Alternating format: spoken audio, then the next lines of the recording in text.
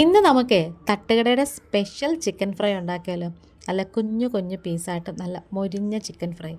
അപ്പോൾ video skip ചെയ്യാതെ full കാണണം. ഇഷ്ടപ്പെട്ടാൽ ചാനലൊന്ന് ലൈക്ക് ചെയ്യും, ഷെയർ ചെയ്യും, കമൻറ്റ് ചെയ്യും, സബ്സ്ക്രൈബ് ചെയ്യുകയും ചെയ്യണേ. താമസിക്കുന്നില്ല, നേരെ വീഡിയോയിലേക്ക് പോകാം.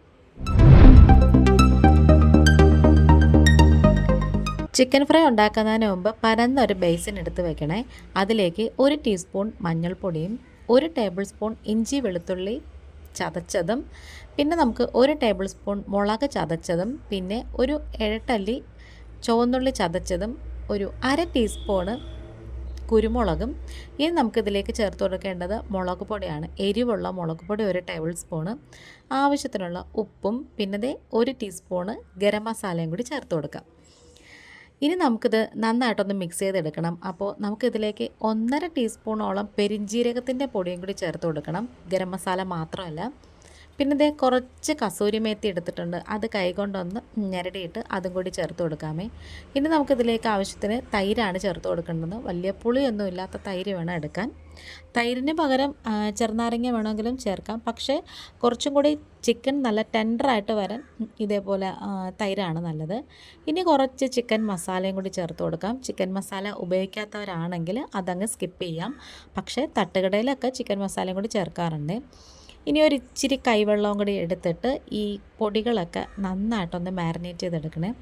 ഈ ഇഞ്ചി വെളുത്തുള്ളിയും ചുവന്നുള്ളിയൊക്കെ ഉണ്ടല്ലോ, ഭയങ്കര അരഞ്ഞങ്ങ് പോകരുതേ. ഒന്ന് ചെറുതായിട്ടൊന്നിങ്ങനെ ഒന്ന് കിടക്കണം, ആ ഒരു രീതിയിൽ വേണം അരച്ചെടുക്കാനേ. ഇനി ഇത് നമുക്ക് നന്നായിട്ട് കുഴച്ചെടുത്തിട്ടുണ്ട്. അപ്പോഴത്തേക്കും ഞാനിവിടെ ചിക്കനൊക്കെ കഴുകി വൃത്തിയാക്കി വെച്ചിട്ടുണ്ടായിരുന്നു. ഇതിപ്പം ഏകദേശം ഒരു 1/2 കിലോളം ചിക്കനുണ്ട്. അത് എല്ലോട് കൂടി തന്നെ കുഞ്ഞു കുഞ്ഞു പീസായിട്ട് വേണം എടുക്കാൻ. അപ്പോൾ ഞാനാണെങ്കിൽ പെട്ടിയും കരളും ഒക്കെ ഇതിൻ്റെ കൂടെ തന്നെ ഇട്ടിട്ടുണ്ട്. കാരണം കറിക്കകത്ത് കിടന്നാൽ കഴിക്കാൻ എല്ലാവർക്കും ഭയങ്കര മടിയാട്ടോ. ഇങ്ങനെ വറുത്ത് വെച്ച് കഴിഞ്ഞാൽ കുഴപ്പമില്ല, അതങ്ങ് ഇതിൻ്റെ കൂടെ അങ്ങ് പൊക്കോളും. ഇനി ഇത് നന്നായിട്ട് ഇങ്ങനെ തിരുമ്മി അങ്ങ് യോജിപ്പിച്ചെടുക്കണം. നമ്മുടെ ഓരോ കഷ്ണങ്ങളിലും നമ്മൾ ഈ അരപ്പുകളെല്ലാം തന്നെ നന്നായിട്ട് പിടിച്ച് നല്ല സെറ്റായിട്ട് വരണം. അതുകൊണ്ട് ഇച്ചിരി സമയമെടുത്ത് തന്നെ നന്നായിട്ട് ഇങ്ങനെ തിരുമ്മി യോജിപ്പിച്ചെടുക്കണേ. ഈ ഒരു വീഡിയോ കണ്ടിട്ട് ഇഷ്ടപ്പെടുകയാണെന്നുണ്ടെങ്കിൽ നമ്മുടെ ചാനലൊന്ന് സബ്സ്ക്രൈബ് ചെയ്ത് സപ്പോർട്ട് ചെയ്യണം. കുറേ നല്ല നല്ല റെസിപ്പീസും ബ്ലോഗ്സും ഹെൽത്ത് ടിപ്സും ബ്യൂട്ടി ടിപ്സും ഒക്കെ ഇതിനകത്ത് നമ്മൾ അപ്ലോഡ് ചെയ്തിട്ടുണ്ട്. ഇനി നമുക്കിതിലേക്ക് കുറച്ച് 1/4 കപ്പോളം കോൺഫ്ലോറും കൂടി ചേർത്ത് കൊടുക്കാം. എന്നിട്ട് അതും കൂടി ചേർത്തിട്ട് നന്നായിട്ട് ഇങ്ങനെ ഒന്ന് മിക്സ് ചെയ്ത് കൊടുക്കണം. വേണമെന്നുള്ളവർക്ക് മുട്ട ചേർക്കാം, പക്ഷേ മുട്ട ചേർക്കുന്നതിനേക്കാളും ഇങ്ങനെ ചെയ്താലും മതി. ഇത് നല്ല ക്രിസ്പി ആയിട്ട് തന്നെ കിട്ടിക്കോളും. നമ്മളിത് മാരിനേറ്റ് ചെയ്ത് കുറച്ച് സമയം വെച്ചേക്കണം, എങ്കിൽ മാത്രമേ ആ ചിക്കൻ നല്ല ടെൻഡറായിട്ടും അതുപോലെ തന്നെ നല്ല അരപ്പൊക്കെ നന്നായിട്ട് ഇതിനകത്ത് പിടിച്ച് നല്ല സെറ്റായിട്ടും വരത്തുള്ളൂ. ഏകദേശം ഒരു 2 മണിക്കൂറെങ്കിലും വെക്കാൻ നോക്കണം. ഓവർനൈറ്റൊക്കെ വെക്കാൻ പറ്റുകയാണെന്നുണ്ടെങ്കിൽ അത്രയും നല്ലതാട്ടോ. അങ്ങനെ നമ്മുടെ ചിക്കനൊക്കെ നല്ല സെറ്റായിട്ട് വന്നിട്ടുണ്ട്. ഇനി നമുക്കിത് വറുത്തെടുക്കാം. അപ്പോൾ എപ്പോഴും വെളിച്ചെണ്ണയാണ് നല്ലത് ചിക്കൻ വറുക്കുന്നതിന്. അപ്പോൾ നമ്മളിത് പാനിലേക്ക് കുറച്ച് വെളിച്ചെണ്ണ ഒഴിച്ച് കൊടുത്തിട്ട് നമ്മൾ അരപ്പ് പുരട്ടി വെച്ചിട്ടുള്ള ചിക്കൻ്റെ ആ കുഞ്ഞു കുഞ്ഞു പീസസ് ഇല്ലേ, അതൊക്കെ ഇതിലേക്ക് അങ്ങ് ഇട്ട് കൊടുക്കുവാണ്. നമ്മൾ വീഡിയോയിൽ ഇതിന് മുമ്പ് വേറെ ചിക്കൻ ഫ്രൈയുടെയൊക്കെ വീഡിയോ ഇട്ടിട്ടുണ്ട് കേട്ടോ.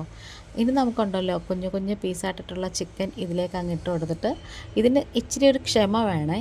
കാരണം ഇതൊന്ന് മൊരിഞ്ഞ് വന്നിട്ട് വേണം നമുക്ക് അടുത്ത വശത്തേക്ക് അങ്ങ് മറിച്ചിട്ട് കൊടുക്കാനായിട്ട്.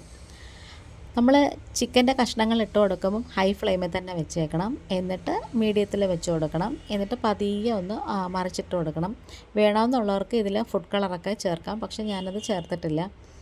എന്നിട്ട് നമുക്കിത് വാങ്ങുന്ന സമയം ആവാറാകുമ്പോഴത്തേക്ക് നമുക്കിതിലേക്ക് കുറച്ച് ഫ്രഷ് ആയിട്ടുള്ള കറിവേപ്പിലയും കൂടി വിതറി കൊടുക്കാമേ. ഇനി ആ കറിവേപ്പിലയും കൂടി ഒന്ന് മൊരിഞ്ഞ് വരണം. നമ്മൾ ലാസ്റ്റ് കറിവേപ്പില ഇടുന്നത് എന്താണെന്ന് വെച്ചാൽ ആദ്യമേ ഇട്ട് കഴിഞ്ഞാൽ കറിവേപ്പില അങ്ങ് മൊരിഞ്ഞ് കരിഞ്ഞങ്ങ് പോവുകയും, അതുകൊണ്ടാണ് കേട്ടോ. ഈ ഉള്ളിയും കൂടെ ചേർക്കുന്നതുകൊണ്ട് ഈ ചിക്കൻ മൊരിഞ്ഞ് ഫ്രൈ കിട്ടുമ്പോഴത്തേക്കും ആ ഉള്ളി മൊരിഞ്ഞൊരു മണം ഉണ്ടല്ലോ, അതും കൂടി ഇതിലേക്ക് വരും. അപ്പോൾ ഒരു പ്രത്യേക ടേസ്റ്റാണ് കേട്ടോ കഴിക്കാൻ. ശരിക്കും പറഞ്ഞാൽ ചപ്പാത്തിയുടെ കൂടെയും പൊറോട്ടയുടെ കൂടെയൊക്കെ കഴിക്കാൻ നല്ല അടിപൊളിയായിട്ടുള്ളൊരു സൈഡ് ഡിഷാണ് കേട്ടോ ഈ ഒരു തട്ടുകടയുടെ സ്പെഷ്യൽ ചിക്കൻ ഫ്രൈ എന്ന് പറയുന്നത്. അപ്പോൾ നമുക്കിത് മൊത്തം വാങ്ങി എടുത്തിട്ട് അടുത്ത ബാച്ച് ഇട്ട് കൊടുക്കാം. നമ്മളിത് ചിക്കൻ്റെ കഷ്ണങ്ങൾ എണ്ണയിലേക്ക് ഇട്ട് കൊടുത്തിട്ട് ഒരിക്കലും അപ്പുറത്തോട്ടോ ഇപ്പുറത്തോട്ടോ ഒന്നും പോയി ഒത്തിരി സമയമൊന്നും നിൽക്കരുത്. കാരണം എന്ന് വെച്ചാൽ ഇതങ്ങ് കരിഞ്ഞു പോകും. അങ്ങനെ ദേ നമ്മുടെ തട്ടുകടയുടെ സ്പെഷ്യൽ ചിക്കൻ ഫ്രൈ റെഡി ആയിട്ടുണ്ട്.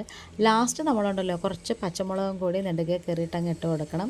പിന്നെ ഇതേ തംബ്നെയിലിൻ്റെ ഫോട്ടോ എടുക്കുവാണ്, തംബ്നെയിലിൻ്റെ വീഡിയോ എടുക്കുവാണ്, ലാസ്റ്റത്തെ വീഡിയോയും ഫോട്ടോയും ഒക്കെ എടുക്കുവാണ്. അപ്പോൾ ഇന്നത്തെ വീഡിയോ ഇത്രയേ ഉള്ളൂ. വീണ്ടും വരാം. Thanks for watching.